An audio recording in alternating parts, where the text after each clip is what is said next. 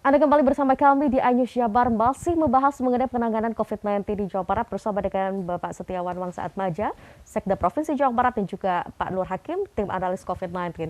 Tadi kita sempat bahas mengenai bagaimana progres COVID-19 hingga saat ini. Tapi ada angin segar sebetulnya yang sangat dinantikan oleh masyarakat adalah mengenai vaksin ya Pak ya. Ini ditunggu-tunggu sekali terutama di awal tahun, dan yang menariknya adalah memang di awal diberikan kepada para tenaga kesehatan ya sebagai garda terdepan begitu dalam penanganan COVID-19. Pak Hakim mungkin bisa menjelaskan sejauh ini bagaimana Pak progres dari vaksin yang ada di Jawa Barat sendiri, karena memang saat ini memang fokusnya adalah untuk tenaga kesehatan begitu ya Pak ya. Silakan. Ya, sebagaimana kita ketahui bahwa pemerintah ya telah mengalokasikan kurang lebih 3 juta vaksin di tahap pertama ini, dan mungkin baru sekitar 1,5 ya datang ke Indonesia. Ke Jawa Barat sendiri telah dilaksanakan distribusi di tahap 1 ini khususnya untuk tenaga nakes kan sasarannya. Itu pada termin 1 kurang lebih ada sekitar 97.080 vial atau dosis gitu ya. Kemudian di termin 2 masih tahap 1 kurang lebih sekitar 253 ribuan dosis. Dan sampai tanggal 2 Februari kemarin sudah semua kabupaten kota di Jawa Barat menerima vaksin ini, dan sudah ada beberapa kabupaten kota, hampir 27 kabupaten kota sudah melaksanakan dengan sasaran nakes di Jawa Barat kurang lebih 188 ribuan. Nah, sampai kemarin kurang lebih ada 77.000 orang yang sudah divaksin nakes ya. Itu untuk dosis pertama. Itu berarti kurang lebih sekitar 41%, dan kemudian untuk pelaksanaan dosis kedua itu kurang lebih ada sekitar 7 ribuan. Karena kan jeda waktu dari penyuntikan pertama ke penyuntikan kedua itu kurang lebih untuk Sinovac ini 14 hari. Jadi sekarang posisi kemarin kurang lebih seperti itu. Dan dari beberapa nakes yang akan divaksin juga, mungkin ini perlu diketahui juga ada beberapa nakes yang belum divaksin atau dalam artian ditunda pelaksanaan vaksinnya karena beberapa hal. Kurang lebih ada sekitar 11.000 nakes yang pelaksanaan vaksinnya ditunda itu dengan alasan bahwa pernah positif COVID-19, terus ada komorbid atau penyakit penyerta, kemudian sedang hamil atau menyusui, dan tensinya juga tidak memenuhi syarat, terlalu tinggi, kemudian nakes yang bersangkutan sakit, seperti itu Pak. Oke, baik. Menarik ya, pemerintah pusat ini selalu menggaungkan bahwa vaksin yang akan diberikan kepada masyarakat aman dan halal. Artinya masyarakat harus diberikan kepercayaan bahwa vaksin ini menjadi salah satu solusi untuk COVID. Tapi kemarin kita sempat dengar bahwa ada sekitar 25 relawan Pak yang terpapar COVID-19 begitu, dan ini adalah relawan vaksin COVID-19. Bagaimana tanggapan Anda Pak Iwan? Yang pertama begini ya, maksud vaksinasi kan kita dilakukan 2 kali dosis ya. Jadi yang dosis pertama adalah untuk penyesuaian terhadap tubuh kita. Gitu. Itu belum terbangun itu yang namanya imunitas di sana. Kemudian kalau yang sekarang ini kan selang 14 hari kemudian diberikan suntikan vaksinasi yang kedua. Gitu ya. Nah, yang kedua ini adalah untuk membangun imunitas. Tapi itu pun perlu waktu gitu ya. Jadi barangkali antara 1 atau 3 bulan baru imunitas kita terbangun, kurang lebih seperti itu. Nah, yang barangkali yang perlu ditelaah ya terhadap yang isu yang disampaikan oleh Teh Mas Ayu ini adalah itu posisinya ada di mana gitu ya. Apakah ketika vaksinasi pertama gitu ya, ataukah vaksinasi yang kedua tetapi masih belum terbangun imunitasnya. Jadi kita harus jeli ya gitu ya. Jadi jangan supaya isu ini tidak membuat orang tidak percaya gitu terhadap vaksinasi ini. Padahal gitu ya, terhadap vaksin ini kan sudah kita diberikan yang namanya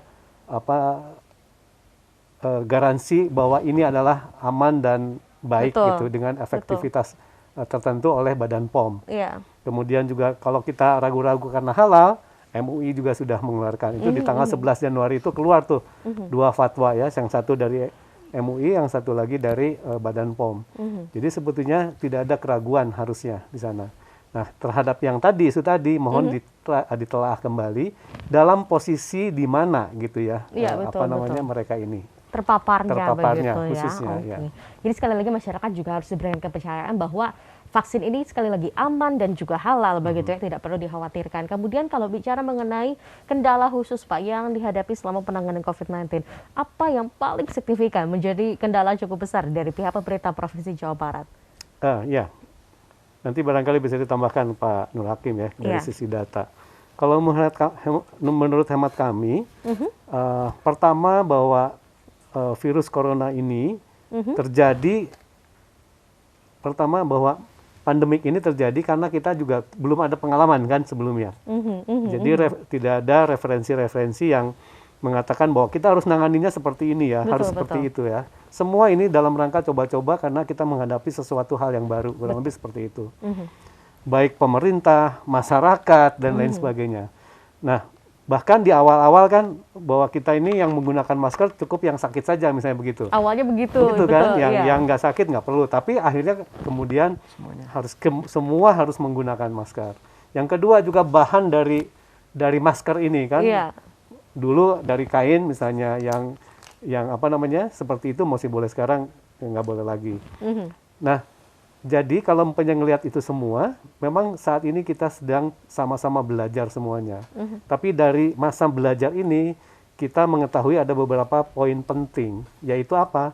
Yaitu yang pertama adalah masyarakat kita ini harus betul-betul menjadi garda terdepan gitu ya, untuk memutus gitu ya dari penularan ini. Ya, dengan cara apa gitu ya? Dengan cara ya ini, memakai masker, mencuci tangan, menjaga jarak.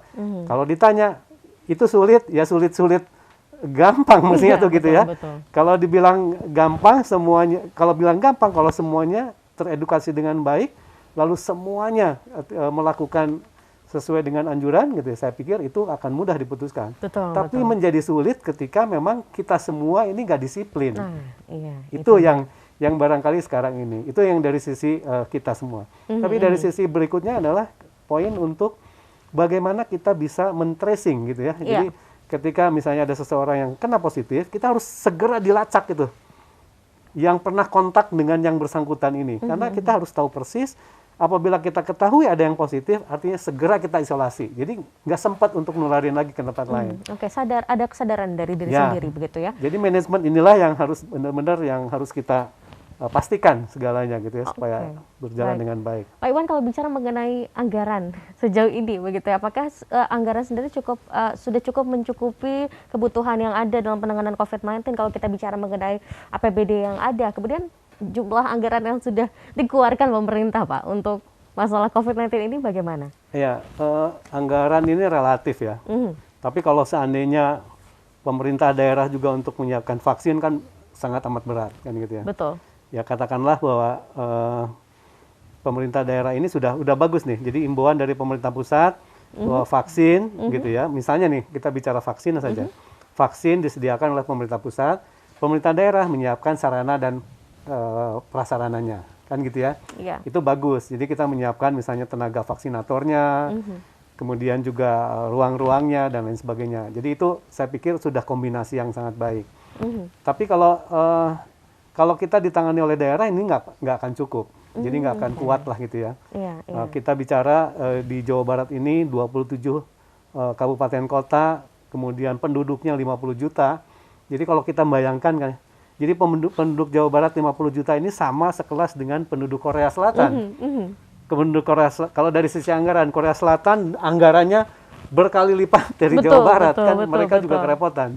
Apalagi Jawa Barat kalau bicara misalnya anggaran cukup nggak, ya nggak cukup misalnya kalau umpamanya kita menanganin sangat sempurna kan, kurang lebih itu. Betul. Jadi anggaran yang saat ini sudah dikeluarkan, kita berharap masyarakat juga harus berpartisipasi, bersinergi semua pihak begitu ya. Mungkin tadi juga sempat disampaikan Pak Hakim juga bahwa data yang ada ini apa sebetulnya kendala yang sempat juga dihadapi oleh tim dari analis COVID-19?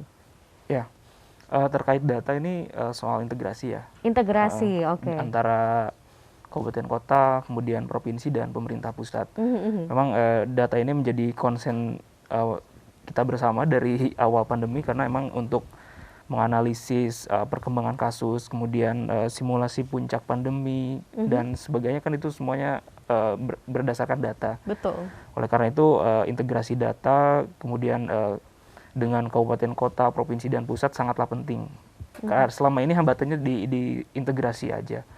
soal integrasi dengan kabupaten kota, provinsi dan pemerintah pusat. Selalu ada miss gitu ya antara stakeholder ini gitu. Tapi kita terus berupaya, Jabar juga senantiasa aktif proaktif kepada kabupaten kotanya yang ada di wilayah Jabar, kemudian proaktif juga memfasilitasi kabupaten kota, provinsi, kemudian ke pemerintah pusat, seperti itu. Oke, baik. Pak Iwan, mungkin besar harapan dari masyarakat bahwa tanggal 8 ini semoga sudah tidak ada PPKM lagi ya.